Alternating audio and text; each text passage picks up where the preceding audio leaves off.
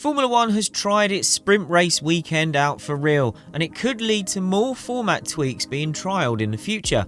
That got us thinking about what else we'd like to see, so we asked around the team of writers at the race and you, our audience, for suggestions, and here are some of the best ones we'd put high on the list if we were ever given Ross Brawn's job. Make sure you let us know which ideas you'd most like to see, or if you think F1 should leave its weekend format alone.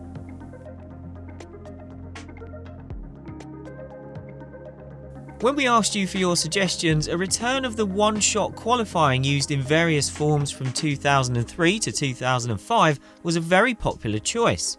The system had its upsides, everyone got their moment on TV, including the lesser teams, and the heightened pressure of a single lap meant mistakes were punished, and it did lead to grids that could be shaken up.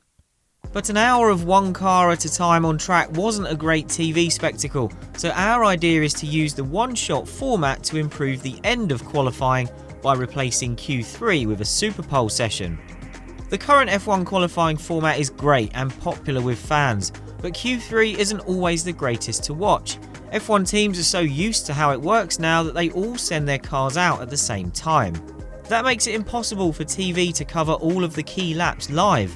Quite often we just end up watching whoever was first of the leading contenders to leave the pits, and then a director just shows everyone else crossing the line to complete their laps.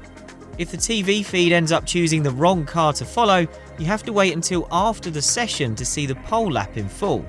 A SUPERPOLE session would increase the pressure and make sure we saw every lap in full. And if the cars ran in reverse order based on Q2 times, it would add an incentive for the big hitters to show their hand earlier in qualifying rather than just making sure they are above the top 10 cutoff. And unlike when one-shot qualifying was previously used, we wouldn't have the race start fuel load rule of the 2000s robbing us of seeing the drivers on the limit in light cars when it really counts.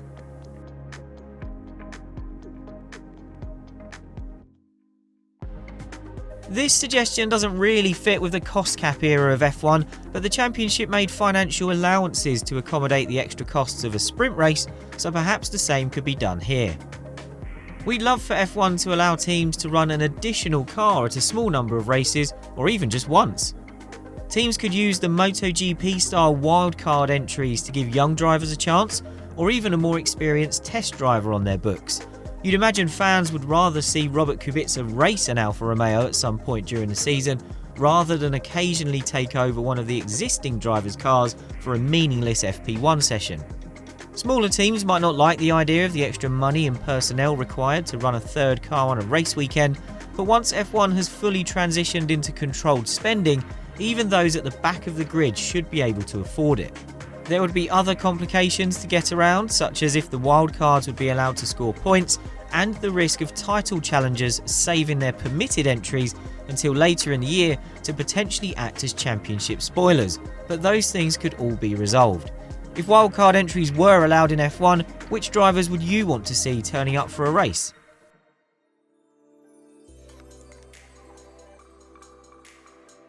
In all the discussions around how to change the F1 format, it's very rare that anything gets suggested that involves making a change to the main event on Sunday. We came up with one though. F1 has long held a desire for multi-stop racing to create more strategic variety, but a decade of deliberately fragile Pirelli tyres has probably done more harm than good. An easy fix could be to make it mandatory for all 3 tyre compounds to be used during the race. That would guarantee a minimum of 2 stops for every driver and potentially increase the setup challenge for the teams, given they'd need to make sure their car worked in race trim over a wider range of tyres. All of these ideas come with potential downsides, and it's plausible that teams would want to spend as little time as possible on the worst tyre in the range on a given weekend, so we could get some ridiculously short stints. F1 would have to decide if that was a quirk worth allowing, or if it wanted to be more restrictive and specify minimum stint lengths on each compound. But it's a minor change that wouldn't add any extra costs or require F1 to make any changes to the weekend itself, so it's got to be worth a try.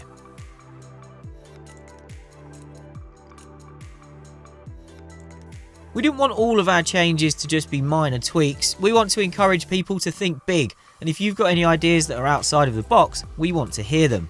Giving the teams less practice time is often a popular suggestion as it increases the challenge, but promoters would need something else, ideally F1 related, to fill those spaces in the timetable. So how about sticking all the F1 drivers into F2 machinery for a bonus race every now and then? The logistics would be a huge challenge. Despite F2 cars being equal when they leave the Dallara factory, even in one make racing, some cars are prepared better than others, so it's never a totally level playing field.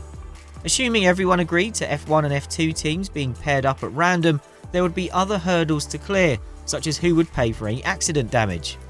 There's no question that this is one of the most fanciful suggestions, but surely we'd all want to see how that race played out.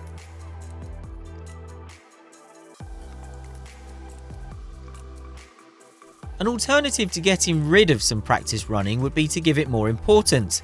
This is another area where F1 could borrow from MotoGP. MotoGP's qualifying format features 2 sessions, Q1 and Q2. 12 riders take part in the Q2 segment that decides pole position, and 10 of those riders progress automatically based on their times from free practice. The rest of the field then head out for Q1, with the top 2 from that session progressing. Over a normal F1 weekend with 3 practice sessions before qualifying, it's unlikely we'd ever see the top teams getting caught out by this, but it would make sure everyone had to do a representative time, and it would occasionally put a front runner under pressure if they've suffered a setback in one of the earlier sessions. But the real action would be created in the tightly contested midfield, where the scrap for a guaranteed Q2 slot would really escalate as final practice entered its closing stages.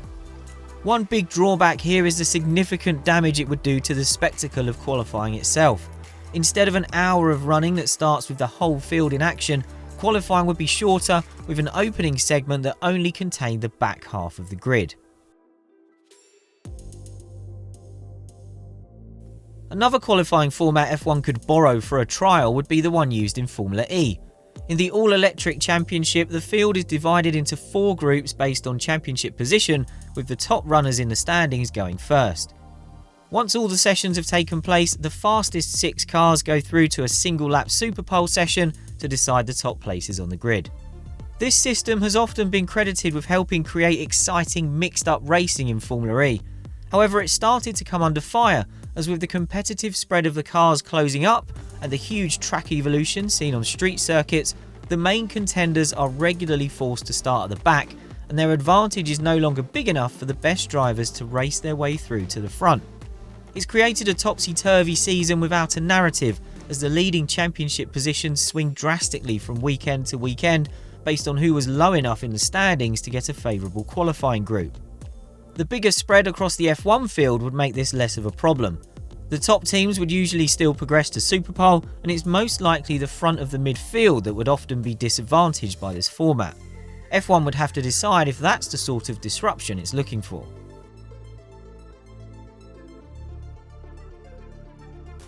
We've deliberately saved the most polarising suggestion to last for several reasons.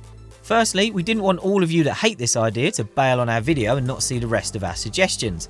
Secondly, it's the format change that has been debated the most already. And thirdly, Ross Brawn has said this won't come back onto the table because F1 got our fingers bitten off by the teams when it tried to pursue it in the past.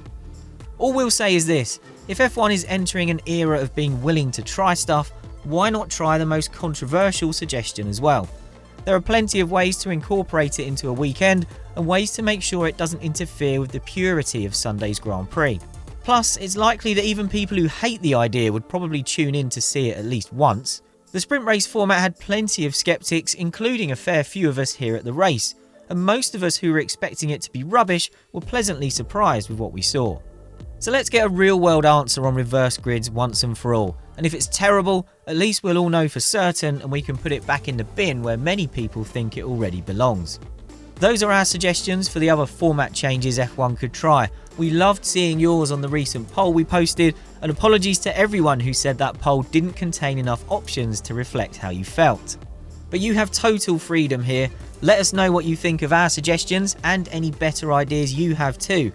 And if you think F1 should forget trying anything else new and should just keep things the way they are, we want to hear from you too.